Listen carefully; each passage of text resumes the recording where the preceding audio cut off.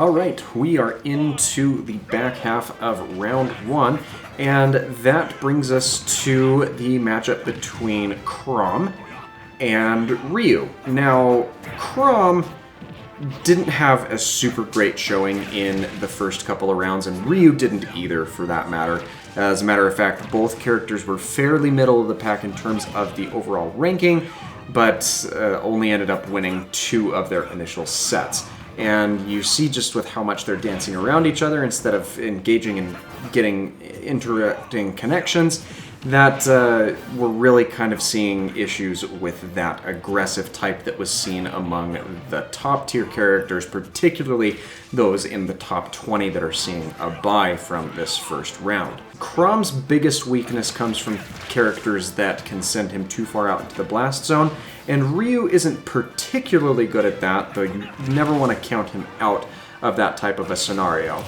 Krom actually putting the first stock away and taking the early set advantage, which Krom's got to be careful as he's up at those higher percents at this point, and the further out he can be sent away is going to put him in a worse position. Ryu having a real hard time getting back in close to finish off this first stock for Krom. Meanwhile, Krom has put a lot of work in with that Dancing Blade. Ryu finally finding a killing option with the Tatsumaki. Not enough to kill, and that super armor from the upbeat from Krom really pulling out a nice save for him there. Catches Ryu again at the ledge, just needs a significantly strong move. That side B final connecting hit did not land, but the dash attack will, and Krom again back on top here against Ryu. Nice multi-parry there from Krom. It may or may not have been automated instead of manually done, but it was an excellent way to avoid the powered up Shoryuken there that Ryu sent out. Oh, that could have been bad, and it was. Krom is going to take game 1. Alright, Ryu has counterpicked over to the Final Fantasy stage here, and it may be more conducive to him having some of these platforms that he can work around, especially as they hang out closer over to the ledge, as that could hang up Krom as he's trying to recover back to ledge. If he clips above, he could go up and over Ryu as he's sitting there at the edge waiting for him. So a possibly really good counter pick here for Ryu, even though he's at a little bit of a deficit currently. And the trouble with Ryu's up smash there is it just does not have the vertical range that you would need or expect to take those stocks off the platform. But the Tatsumaki is going to take that first stock and give Ryu early advantage here. Gets a nice connection onto Ryu, really just needs to find a killing option. Ryu managing to land the edge of that up smash, and Krom burns that up special off stage and does not recover from it, which is not good. This is likely going to a game 3 unless Krom can put on a miraculous run.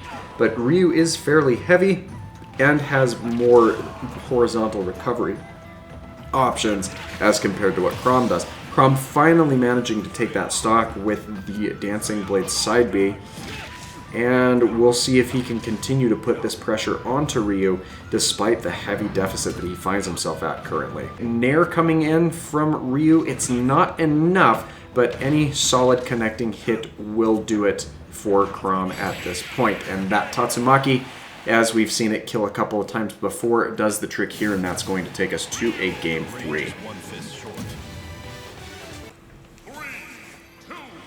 Alright, Krom counter-picking over to Lilac Cruz, which is an interesting thing for him to do. Maybe he's hoping that some of these slanted platforms and the slanted base of the stage will help provide him some protection from these Hadokens that are being thrown out, because he definitely needs that additional spacing wherever he can find it.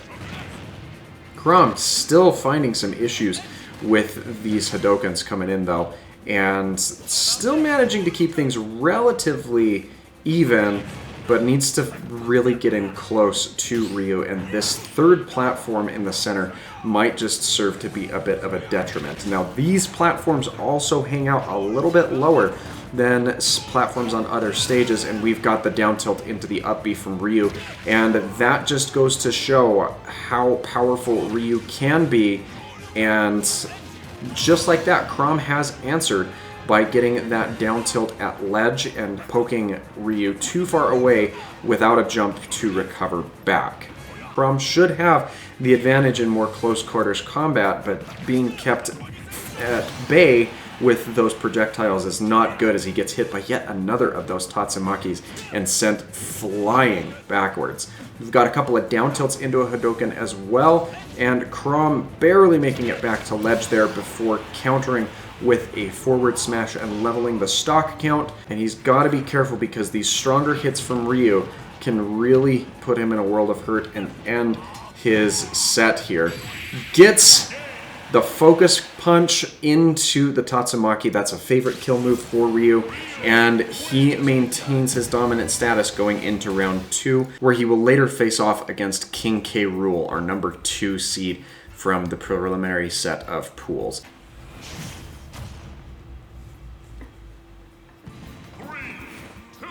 Now, next up, we have a very interesting match here, because we have a Mii Brawler, because Mii Brawlers needed representation in this tournament for sure, and we have Fox. Now, Mii Brawler was not one of the better combatants in this tournament, though she did better than Fox at the very least.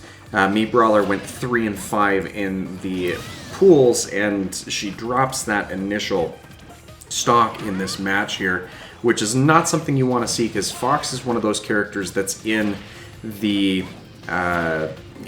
set that only won a singular set out of their first match and only one additional game beyond the set that they ended up winning.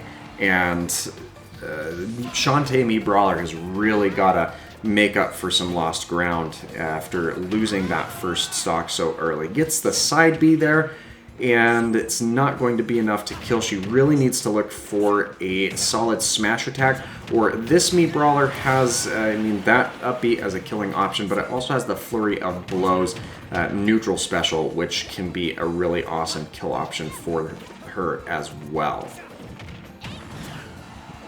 Evens things out despite that early mishap, and we'll have to see if Shantae can keep up the pressure against this Fox. Makes it back to ledge, and Shantae again giving up that stock all too easily and of her own will there, which is not what you want to see at all. We've got some up tilts coming out from Fox. It's not going to be enough. Shantae going for the footstool gets the ledge or the stage spike instead, and so that is going to put Shantae in a better position. She does have full rage on her side, so another strong connecting hit like that may very well be enough to do it. Fox getting in a little more chip damage with his neutral B laser there, does not need it, and the back air will finish out this fight and give Fox the advantage going into game 2. So here is game 2, and we're back to Town and City this time. A little bit of a different venue where we are expecting more variety in these platforms as they come and go and move about. Shantae with the early advantage here, and hopefully we'll be able to take some better advantage of these platforms as opposed to the previous one. And we have Shantae running in and around. Doesn't get a connecting hit that time around, but a nice 0 to death off of the start. Pretty sloppy play from both competitors, but hey, if you are up a full stock, you don't get a whole lot of room to complain about the misgivings that you had. And that down air stage spike is a connection, but not enough to kill. The up smash will finish that off though, and Shantae looking a lot better this game than she did in the first one. Again, she had a lot of mishaps in that first game, going too low or too far away to be able to recover back to ledge. And as long as she doesn't make those type of mistakes again here, she should be able to force that game 3 very easily. And if Shantae can get a good connecting hit like that back air, she can take a game 2 without a single stock lost and force a game 3.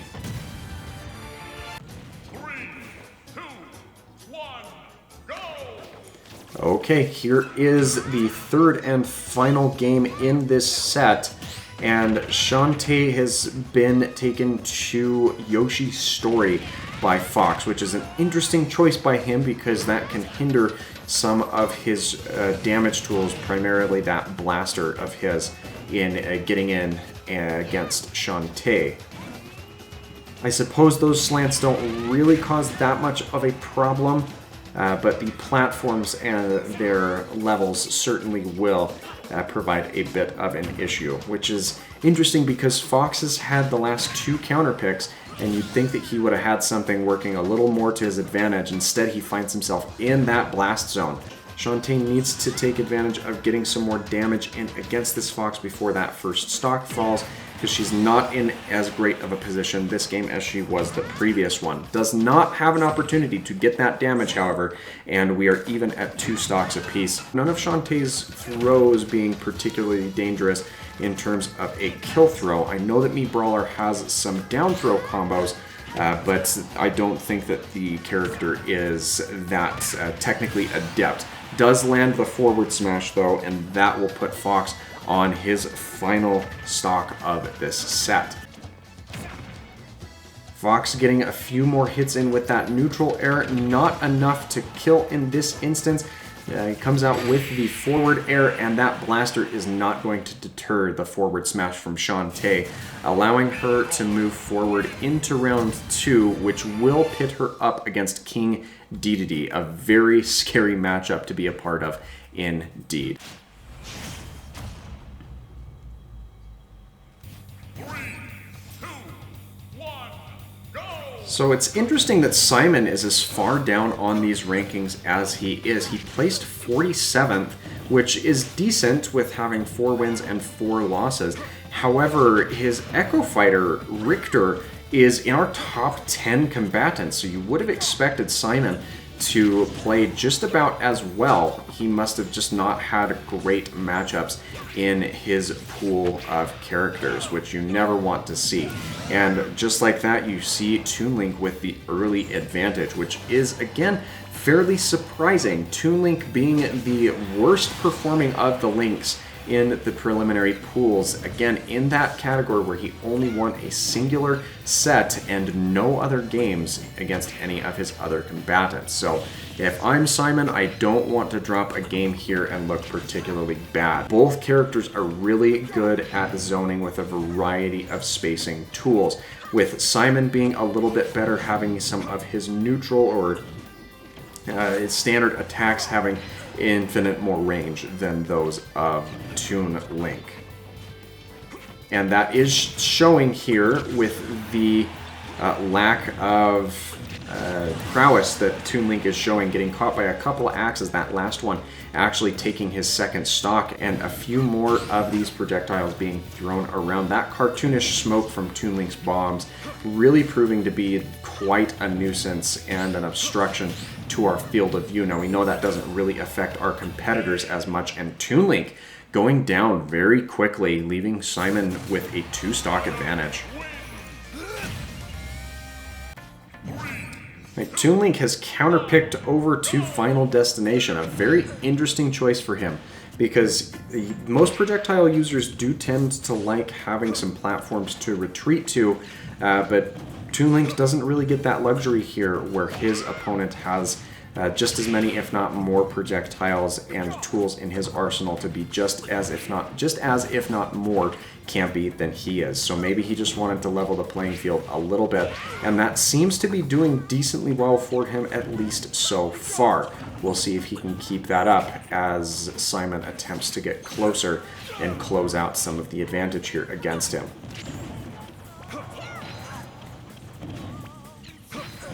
Simon finally starting to get in on Toon Link a little bit here. Those axes are very powerful, but also very slow-moving, and Toon Link taking an early advantage here with that forward air. Again, missing these down smashes at ledge, and Toon Link now has a 2-stock lead with that back throw. Simon needs to find an answer here. Finally does with one of his many down smashes, which is probably quite stale at this point with as often as he's been throwing that move out. Retreats down to the stage with a down air, doesn't get any connection out of it, and Simon finally equalizing with a forward smash. And he is at a 100% deficit, 130% now, and trying to close that down before Toon Link gets too many connecting blows on him. Needs to adopt a bit of a campier strategy, which hasn't worked as well for him, and he gets caught with that forward air off stage, taking us to a game 3. Alright, Simon's counter pick is to Kalos Pokemon League, which is interesting because this gives him those platforms, but in a different orientation, which can be a little bit more conducive to Toon Link because they're further out away from those ledges, and Toon Link has the more versatile recovery in terms of height and tools to get back. Toon Link getting the grab up throw combo there at that platform, and the forward tilt from Simon finally going to equalize things. Simon looking a lot better here, more like how we saw him in game 1. Lots of projectiles flying all over the place, and Simon now fishing for a very hefty kill option against the Toon Link here. Toon Link sends Simon way too far off the side and finally equalizes the stock count, but doesn't make it back to ledge himself. That was not the play that you wanted. You can't afford to make these kind of trades when you are down that bad. Still got a lead, but it is waning in terms of percent. Simon's still with an extra stock to work with. Would have expected to see him throw out that cross. He tends to do that when his opponent's off stage, but the axe is going to catch Toon Link right at the center and end the set, giving Simon the win. Now, Simon will face off in round 2 against Dr. Mario, which could be a little bit of a scary match for him, but let's move on to our next matchup.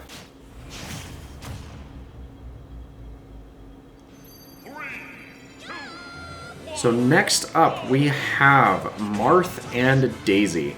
Now, Marth did decently well in the early game pools, and as I pull up his data, we'll just take a moment to appreciate his performance there. Now, Daisy did not do fairly well. I know where her data is. She is at the top of the characters that only won a singular set. She did win multiple games within her other sets there, but still not a great position to be in.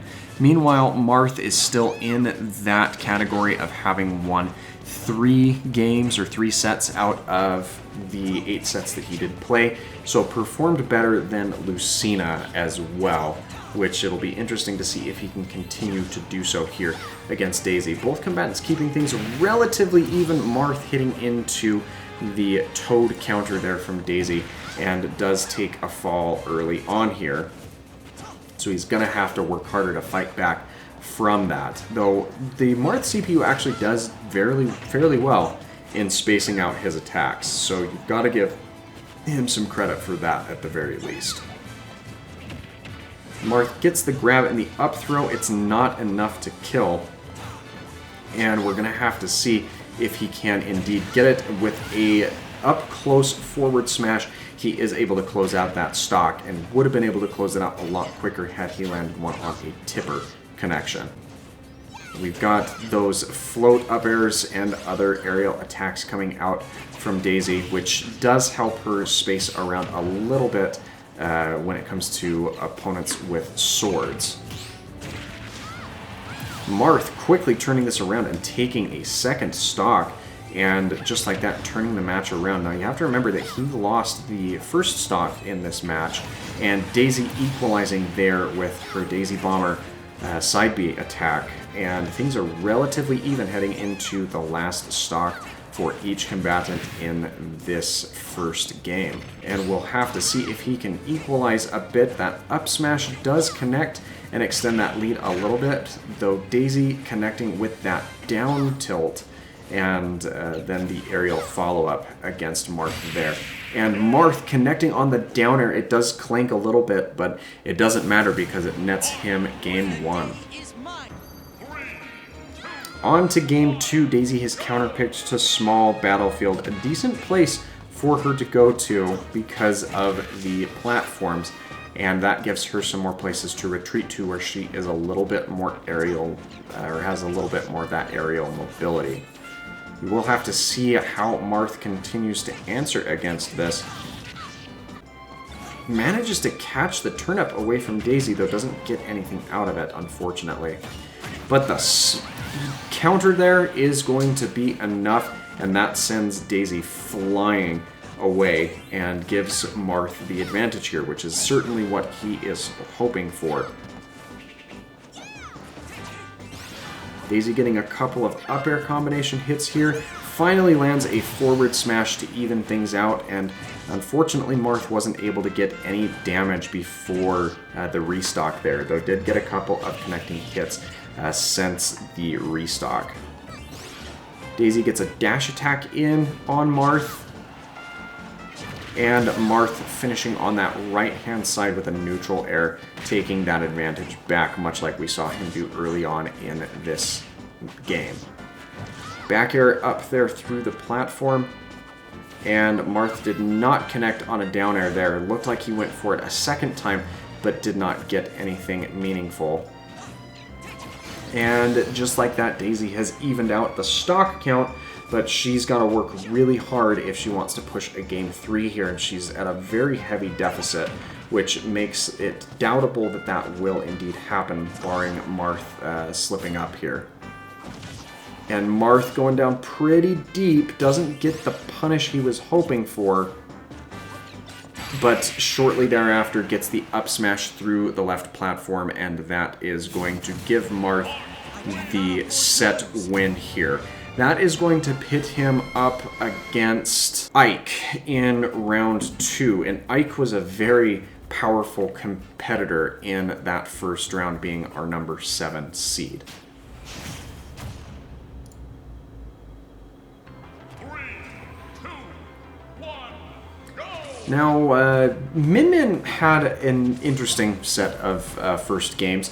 She's in that crowd that won 3 of her preliminary matches, and that's better than a decent amount of the competitors that we have seen so far today. Dark Samus, again, is in that list of characters that did not do as well, being in only having won a singular set and a couple of additional games beyond that.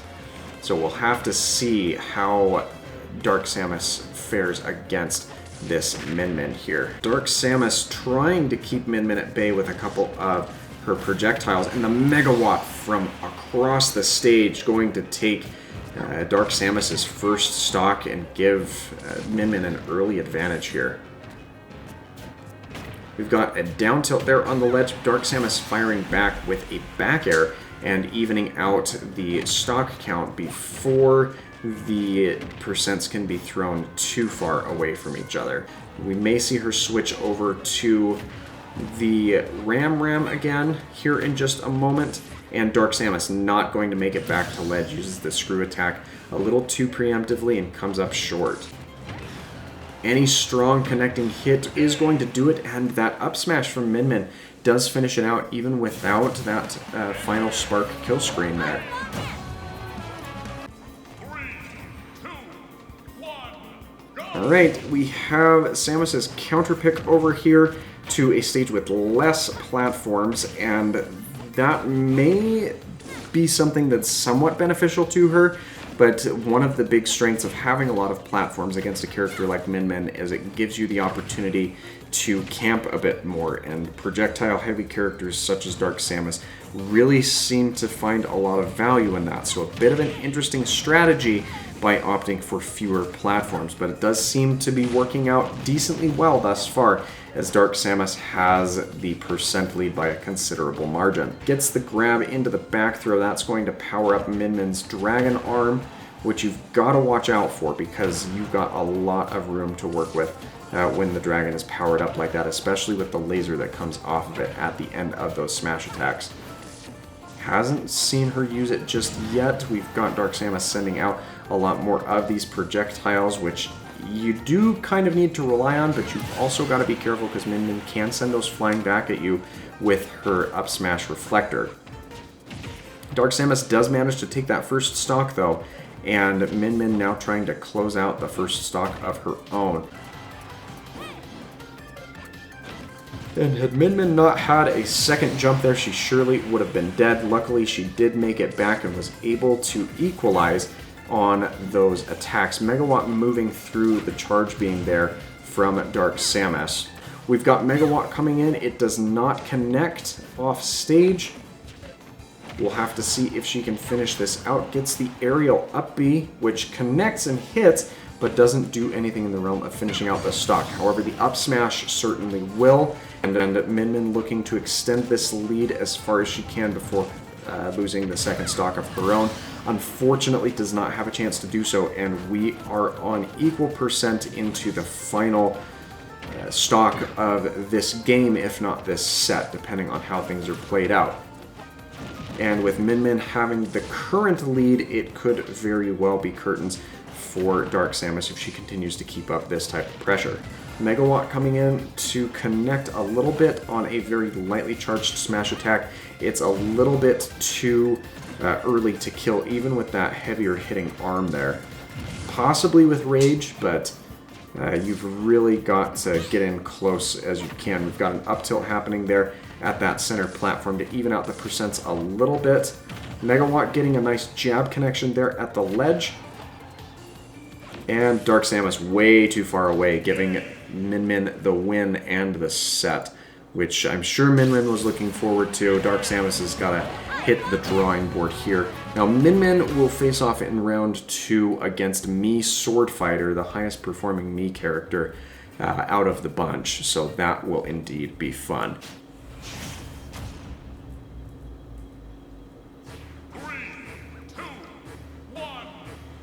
Okay, we now have our 16th round of, or match of round 1, and Wii Fit Trainer has the deep breathing active very early in this match. Now, neither of these combatants did particularly well in the early game pools. We had Wii Fit Trainer winning only 2 games, Sheik also with only 2 wins. Wii Fit picked up a couple of additional wins, but the sets were fairly identical. The biggest problem with Sheik and the Sheik CPU is she doesn't seem to be able to capitalize on the different combo abilities that she has, which proves to be problematic when you're looking for killing options against your opponents.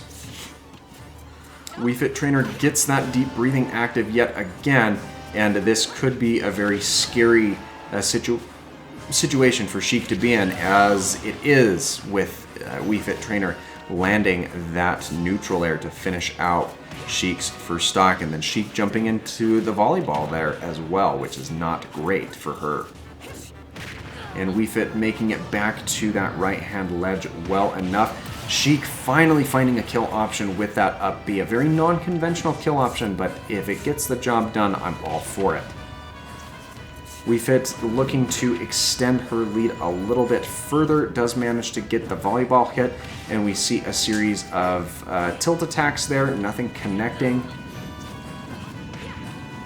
And the up smash there on that ledge that Sheik jumped into is going to finish out her stock. Wii Fit's got her deep breathing active yet again, and that is putting Sheik in a particularly dangerous situation. Gets the rapid jab at ledge, but Wii Fit does fall out of it, and finally gets the down air spike to take game 1.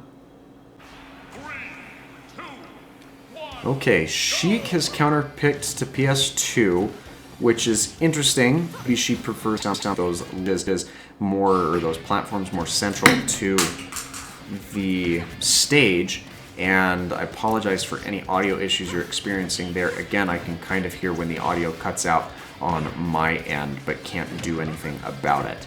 Fairly close in terms of percent, but Sheik struggling to find a kill option even with that strong bouncing fish. Goes for another and gets caught by a down air by Wii Fit, and finally equalizes with an up smash there at the edge of that platform. Gets a bouncing fish onto Wii Fit to discourage the first activation of the deep breathing, but the second one is pulled off easily enough. The Salute the Sun going out across the stage there. It did not land, did get a little bit of healing for Wii Fit, which is always a fun thing to see. And the down tilt finally takes that second stock, giving Wii Fit the stock lead and a very heavy percent lead as well. And again, I don't have high aspirations for Sheik, whether it's in this match or in the tournament as a whole. You really just don't see Sheik's computer doing that well in these types of instances. Wii Fit Trainer with the back air, it's not enough to kill, but the down tilt at ledge certainly will. Wasn't even aware that that thing was capable of two framing. But the more you learn every single day, Wii Fit will move on to round 2 against a very scary opponent. She will be facing off against number 3 seed Ganondorf, while Sheik takes a tour over to loser's side.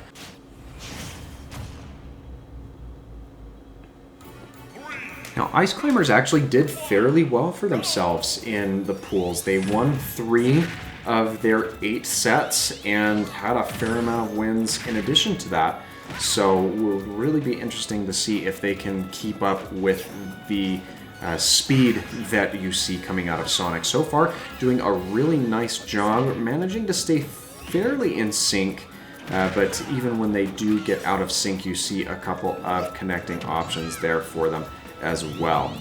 And that's going to be really difficult for Sonic in this match as they land a devastating F smash and take an early advantage here against Sonic in this first game. Nana and Popo have stayed very close together this match so far, and that is what you like to see from these characters, as they tend to thrive when they are both in close quarters. And you'd like to see them desync a little bit, but still staying decently close to one another. They don't manage to land the icicle that time around, but any strong hit, such as that back air, will do it for Sonic's second stock, and he just has a really hard time killing as well. Has some similar issues to Sheik that we just kind of witnessed there. Now, Nana getting a little bit further away from Popo there, which does make you a little bit uneasy, but they are managing to hold on to this match just fine. And that double forward smash at the ledge kills Sonic at 77 after hit, which is astounding. Very quick first round there, and Ice Climbers with a very dominant performance. Alright, Sonic making the run back to a similar stage with a singular platform. Maybe he's hoping that this match will go a little bit easier on him with Nana and Popo not having as many options to retreat around here. So far keeping the percents fairly even, but all it takes is Nana and Popo getting a little bit more in rhythm, and you're going to be in a pretty sticky situation. And that Hammer Squall getting a really nice advantage against there. Sonic actually ends up saving Ice Climbers there before they do eventually make their way down. But off of the restock, Sonic jumps right into an up smash, and so we are basically even yet again. Both combatants making it back basically to center stage, and we're looking for a kill option. Popo missing the up smash there. That certainly would have been a good solid connecting hit. And Sonic getting the up smash to take that second stock off of Ice Climbers, but they could very easily equalize here with a solid hit.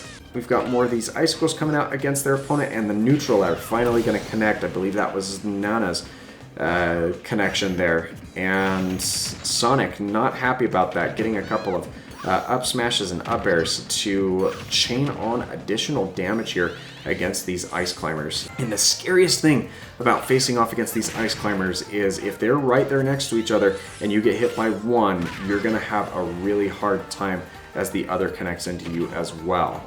We saw him go from 10% to 32, and that is just absolutely devastating. Popo going off to save Nana doesn't quite sync back up with her, and that will allow Sonic to equalize out and take us to a game 3. Alright, we are back at Pokemon Stadium 2, and Ice Climbers must be looking for a couple of additional options with these platforms here. Popo going down a little too low, Nana fortunately getting over to him and allowing them to execute their up B recovery back to ledge. That could have been really bad for the Ice Climbers here if they wanted to keep their winner side run together.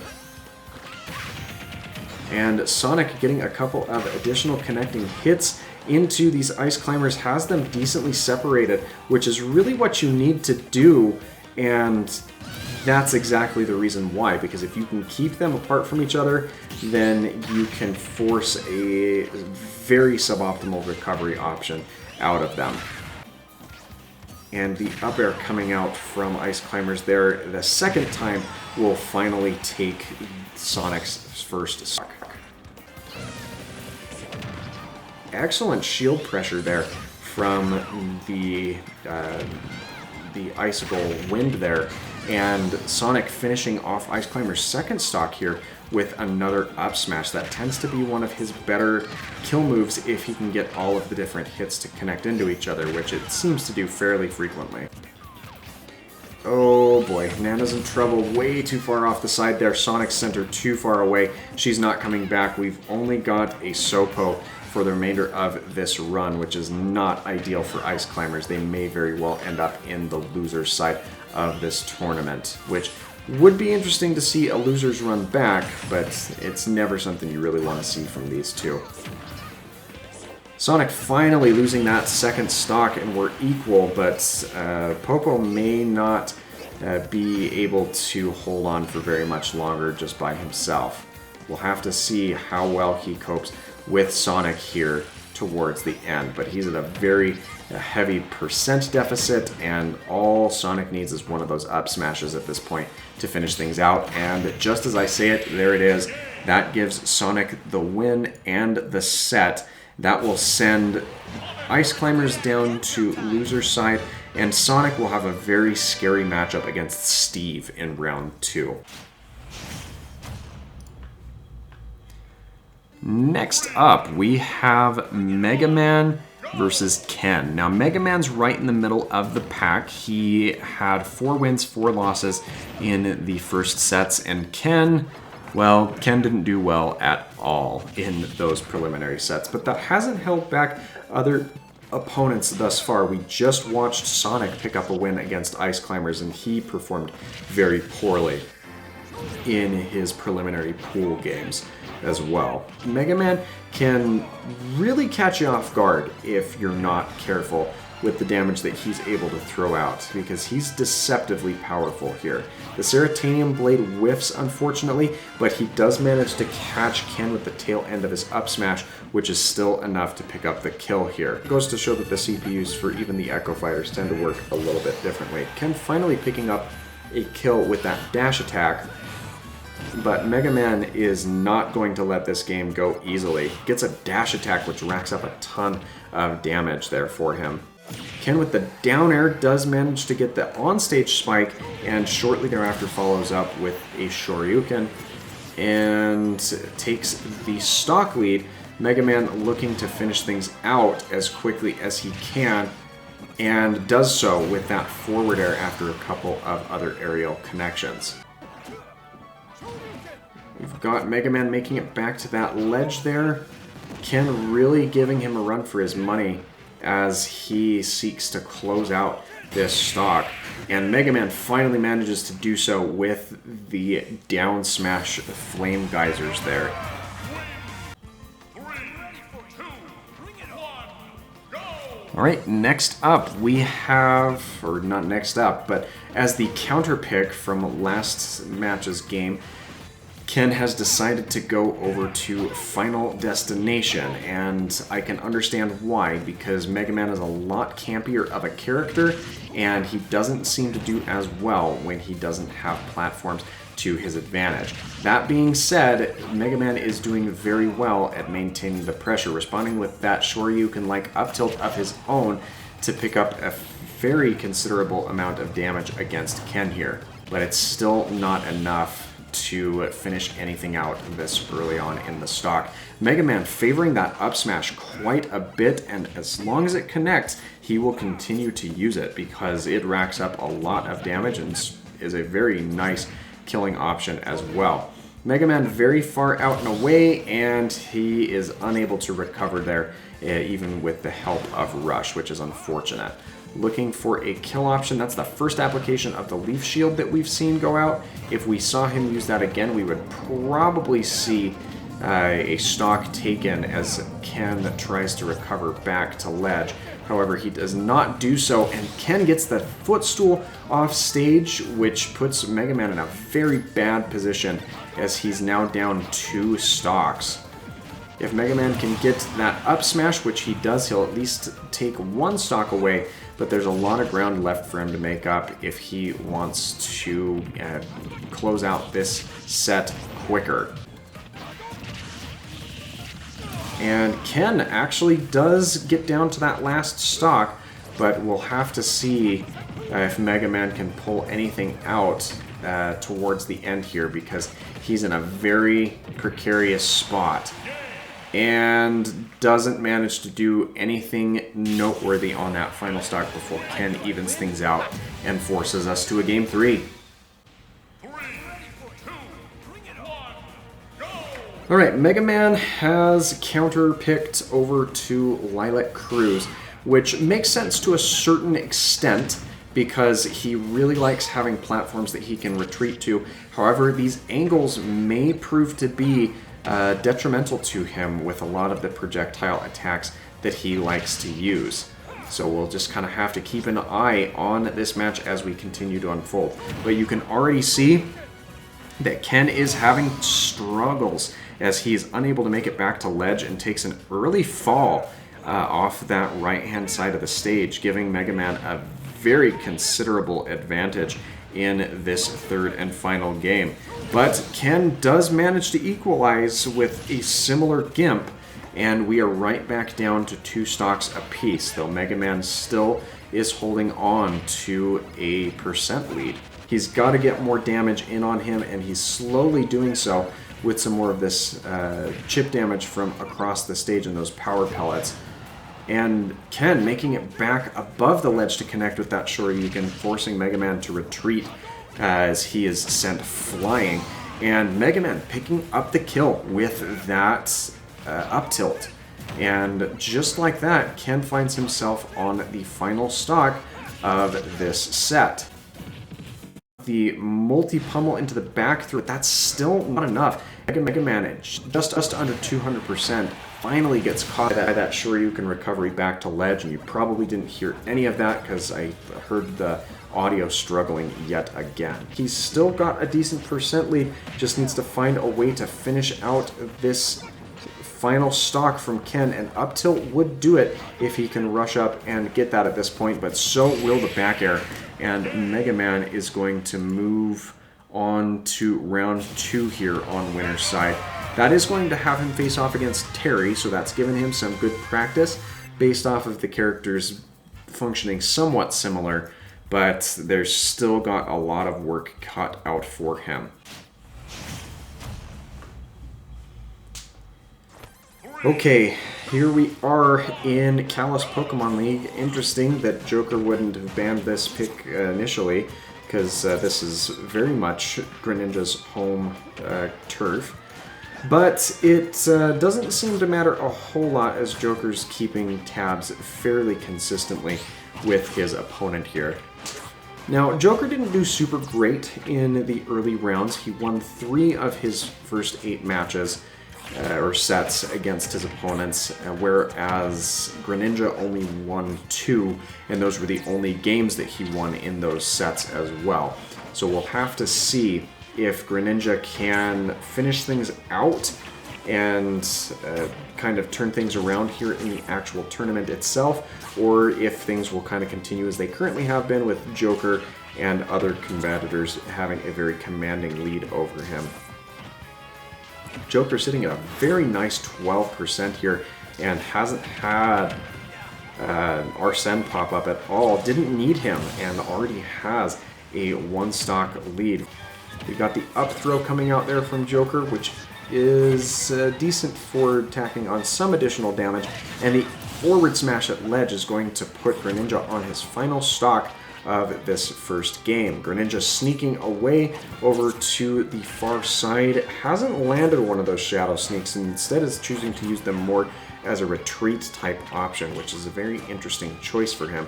Finally lands a down smash and takes that first stock, but he's got a lot of ground to make up if he wants to consider moving forward in this series. Oh, we've got the Rebels Guard coming out there, extending the Arsene meter, which Joker does not need. He has shown that he is capable of taking stocks off of Greninja without having Arsene present. But now that Arsene is, Greninja takes him out immediately. A very bold move, but it may very well be too little too late with this hefty percent deficit. And the Aha connecting, and Joker finishing up with an up tilt in order to finish out this first game. 3, 2, 1, go! Okay, Greninja counterpicked over Story, which is a very interesting spot for Toon, because that seems to be more of a detriment to him than it does to Joker with his water shurikens that he throws out with relative frequency, especially in this matchup. And the Tetrakarn did not net any attacks coming in. Arsene has expired for the time being. We're relatively even on percents. And that Shadow Sneak finally connects. We've seen Greninja throwing that out all day, and this is the first time that he has landed a connecting hit with that, and he managed to take a stock with it as well. And Greninja gets the grab there at the ledge, but doesn't get anything super crazy out of it. If Joker can finish off this stock, which he does with that back air there, he'll be in a decent position to make up on a lot of this damage once Arsene comes around, and he does so after the restock and the damage coming back from Greninja there. And just like that, we are back in the lead, or Joker is back in the lead, which is, I'm sure, what most people are wanting to see out of this particular matchup. We are able to get the grab and the forward throw after the recovery, and the neutral air doesn't connect enough to finish off that stock, but the up tilt will, and we've still got a decent amount of Arsene meter left for Joker to continue layering in some damage. We've got up airs and up tilts galore coming through here, and Greninja, you can tell, is very scared running away here. Does manage to land the up smash, but it is not enough to kill, unfortunately, for Greninja. We've got the Aha coming in here to deal some lingering damage to Greninja, which is not something he really wants to be dealing with, but has to anyway. Does manage to land the forward air, and that puts us on our last stocks for both characters. And there we are. With that forward tilt, we have the Arsene deployment and immediately into the down air. That gives Joker the win in this set. Now that will pit Joker up against Kazuya in round 2, which is not a great position. It's not something that anyone would really want to see, especially with Kazuya being one of the top performers. Surprisingly not the top seed in this tournament from the pools matches that he was in, but a very scary contender nonetheless.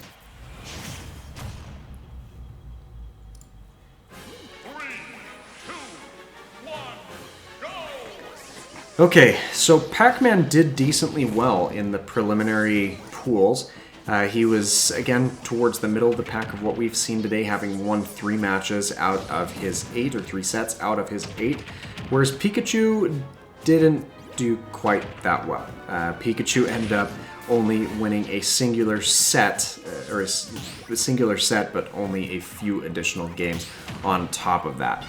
Pac-Man, on the meantime, is going to take advantage of that rage as much as he can.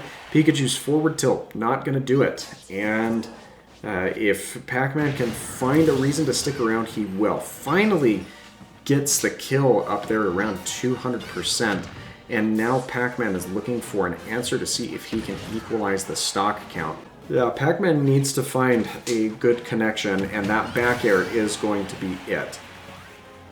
Pac-Man is retreating back over to the ledge yet again. Pikachu getting the grab through the platform there. Manages to get the spike, and Pac-Man falls onto his trampoline that was red from the hydrant falling down on top of it.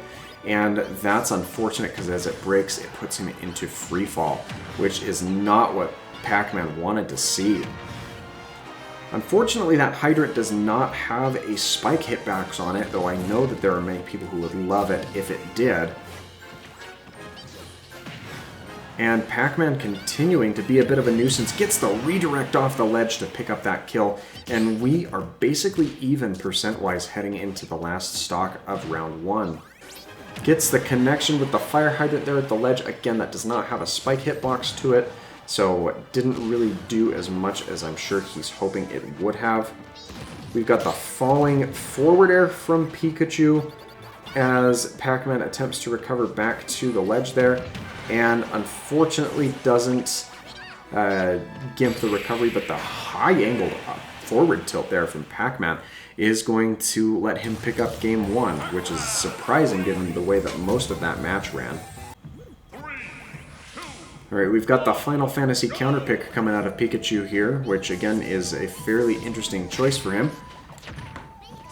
Pikachu tends to prefer some of those taller platforms or no platforms at all, rather than the side platforms.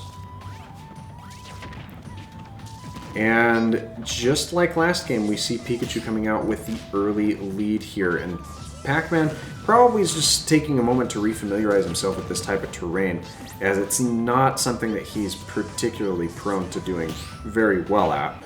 It does move slower, but it's got a lot of power. Pac-Man picking up the early lead here with that forward smash.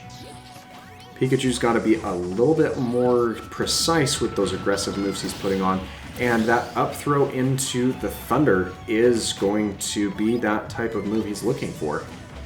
And Pikachu does manage to even things out. And Pikachu lands the down air off stage, but it was not square on enough to be a spike. Even then, at this low of a percent, Pac-Man may have been able to recover, but not anymore. Pikachu finally equalizing and taking advantage of Pac-Man's off-stage reluctance there. Pikachu gets the forward air this time off the right-hand side, misses the down air. That would have been a game finisher here and sent us into that game 3. And that dash attack is actually going to do it and force that game 3 scenario. So we'll have to see where Pac-Man takes us for his counter pick. And we're just running it back. Pac-Man wanted to come back to the Final Fantasy stage here. Apparently he thought that he got cheated a little bit on this stage and can do better. So we'll have to see if he can prove us wrong, or if Pikachu is going to be able to pick up the second win here and move on to face off against Piranha Plant in round 2. We've got the down air missing, and we'll have to see how Pac-Man chooses to confront this, and Pikachu landing that down air spike again. This may have been a mistake from Pac-Man in attacking or choosing to go back to the stage that Pikachu won on. And the back throw sending Pac-Man very far off to the side. Lands the down air through that platform, but does not get the spike hitbox on it like he did earlier.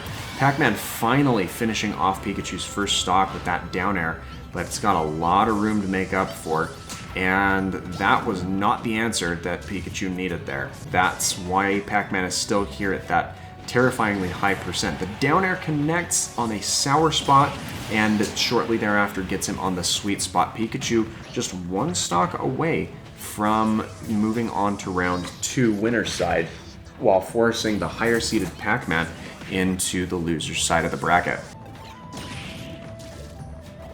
Misses the bell, but gets the back air, and we are now equal in stocks, with Pikachu having a 72% lead over Pac-Man here. Both combatants are now up at 100% or higher. Pikachu getting the drag down nair into the up tilt and finishes with an up smash, giving Pikachu the win here and passing him along to round 2 winner's side against that Piranha Plant.